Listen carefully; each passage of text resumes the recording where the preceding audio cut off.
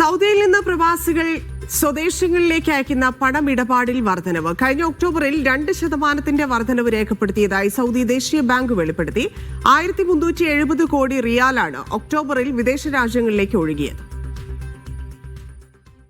Saudi ദേശീയ ബാങ്കായ സാമ പുറത്തുവിട്ട കണക്കുകളിലാണ് പ്രവാസികളുടെ പണമിടപാടിലെ വർധനവ് രേഖപ്പെടുത്തിയത്. 2025 ഒക്ടോബറിലെ കണക്കുകളിലാണ് വർധനവ്. സെപ്റ്റംബറിനെ അപേക്ഷിച്ച് 2% വർധനവാണ് രേഖപ്പെടുത്തിയത്. 31 കോടി റിയാൽ വർദ്ധിച്ച് 1370 കോടി റിയാലായി ഒക്ടോബറിൽ പണമിടപാട് ഉയർന്നു.